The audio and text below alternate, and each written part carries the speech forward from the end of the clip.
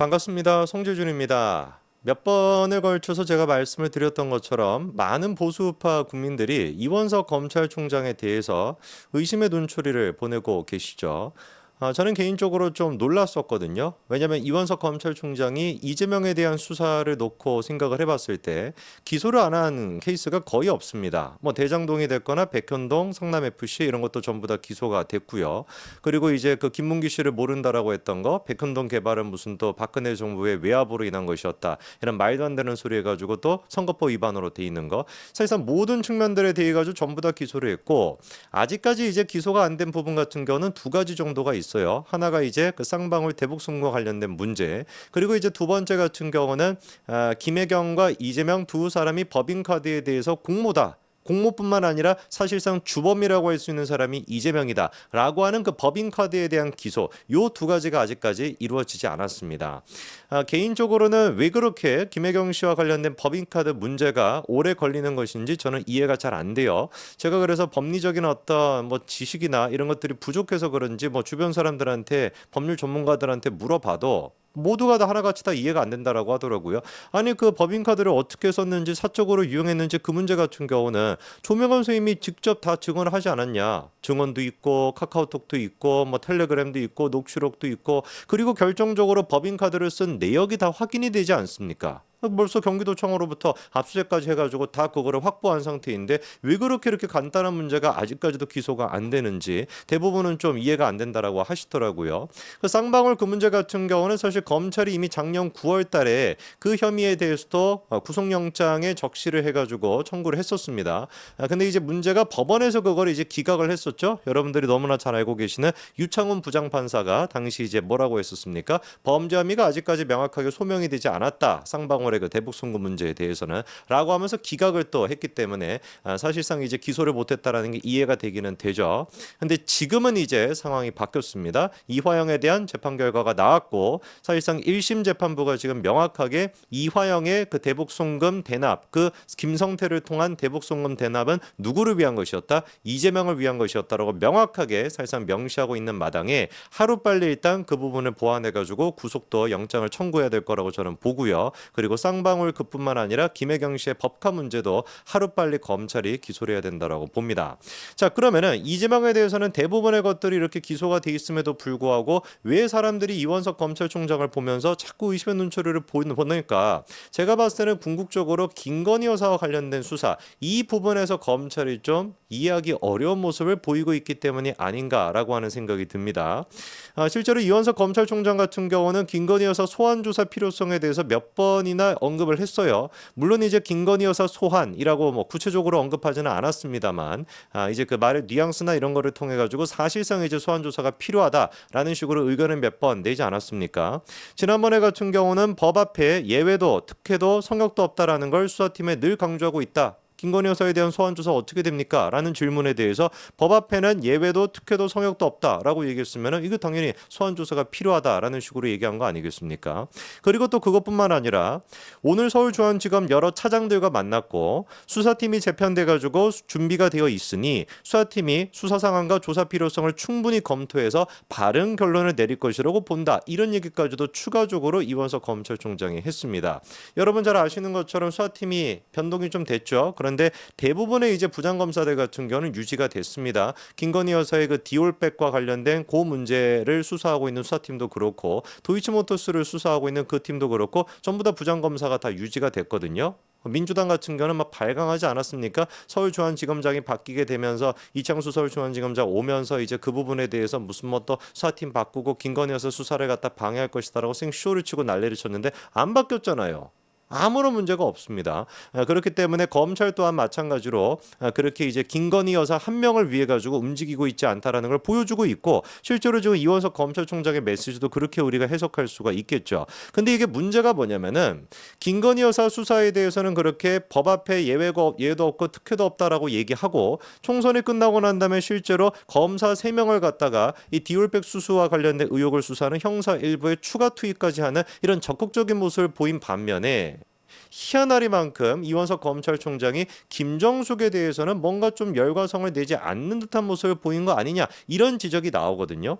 그도 그럴 것이 이제 서울중앙지검장이 이원에 오고 난 뒤부터 김정숙에 대한 어떤 수사 결과나 이런 것들이 불거지고 그리고 또 뭐 여러 가지 뭐 기내식과 관련된 문제도 나오지 않았습니까? 근데 그것뿐만 아니라 사실 검찰이 조금 더 의지가 있었고 실제로 김건희 여사를 수사했던 것만큼이나 수사를 한다라고 한다면은 김정숙의 우리가 사진으로만 확인할 수 있었던 수백 벌 가까이 되는 옷 그리고 장신구 그게 뭐 돈으로 한 사람 얼마겠습니까? 도대체 그 돈을 어디서 나가지고 그걸 했을까?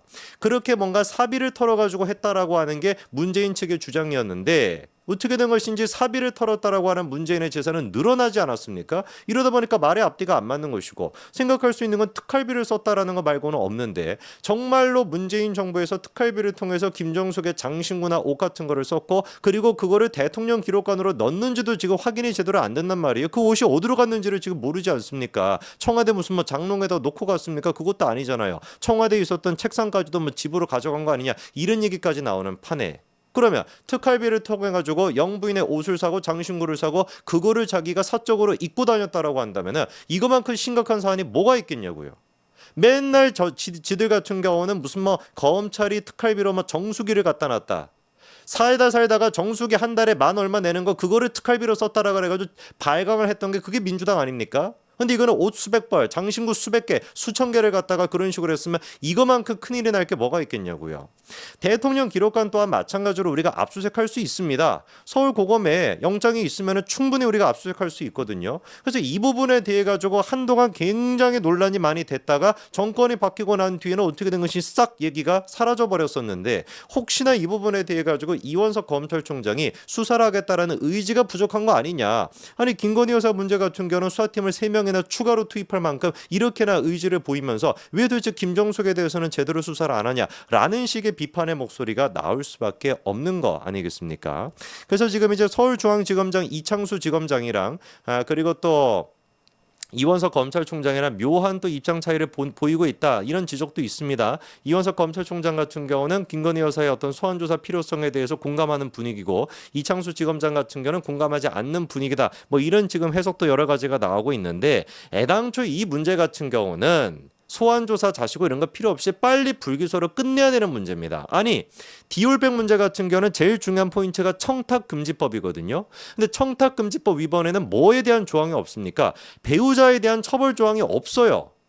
처벌 조항이 없는데 어떻게 처벌을 합니까? 처벌 조항이 없는데 어떻게 뭘 불러가지고 소환 조사를 하겠다라는 거냐고요. 소환 조사를 하겠다라는 것 자체가 일종의 뭐밖에 안 되는 겁니까? 정치적인 쇼 보여주기밖에 안 되는 거예요. 당장에 그러니까 이거는 그냥 불기소로 끝내야 되는 겁니다. 조항이 안 들어가 있는데 뭐 어떻게 처벌을 할 거냐고요. 그리고 또 두 번째 같은 경우는 지금 지적이 나오는 게 도이치모터스 그 문제 같은 경우는 검찰총장이 제대로 수사를 못하고 있다. 왜? 반쪽짜리 검찰총장이다. 지휘권이 없어가지고 이것 때문에 또 민주당과 그 개딸들은 지금 막 발광을 또 떨고 있는데 실제로 맞기는 맞습니다. 도이치모터스에 대해 가지고 이원석 검찰총장이 수사 지휘권이 없어요. 원래 이제 중요한 사건들 같은 경우는 통상 어떻게 합니까? 유력 뭐 정치인이나 아니면 고위 공무원에 대한 수사라고 한다면은 그걸 이제 총장이 직접 보고를 받고 사실상 기소를 할 것인지 뭐 구속영장을 칠 것인지 소환 조사를 할 것인지 이런 것들을 검찰총장이 이제 결정하게끔 됩니다. 그런데 도이치모터스 같은 경우는 그렇게 할 수가 없어요. 수사 지휘권이 없기 때문에. 그럼 질문, 왜 도대체 이원석 검찰총장이 도이치모터스에 대한 수사 지휘권이 없을까요? 개딸들이 주장하는 것처럼 윤석열 대통령이 그거를 박탈시켰습니까? 아니 뭐 박성재 지금 법무부 장관이 박탈시켰습니까? 아니죠. 추미애가 박탈시켰습니다. 애당초 도이치모터스 사건이 시작이 됐던 게 문재인 정부 때였는데 그때 추미애 법무부 장관이 야 이거 뭐냐 검찰총장의 와이프와 관련된 문제인데 검찰총장이 있으면 이거 수사에 개입해가지고 제대로 수사가 안 될 수가 있잖아 라고 해가지고 추미애 우리 법무부 장관님께서 직접 수사 지휘권을 발동해가지고 검찰총장을 배제시키지 않았습니까?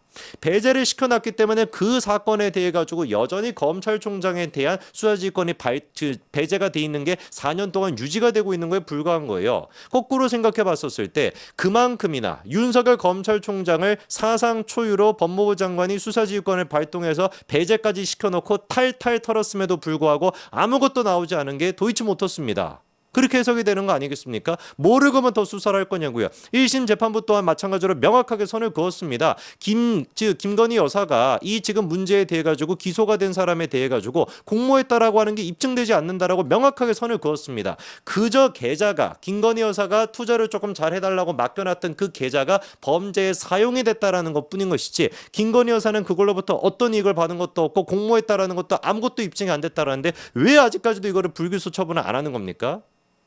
이원석 검찰총장은 억울할 것 같아요. 이재명에 대해서 자기가 나름대로 수사를 열심히 했고 잘하고 있는데 왜 이렇게 내가 응원을 못 받고 있냐?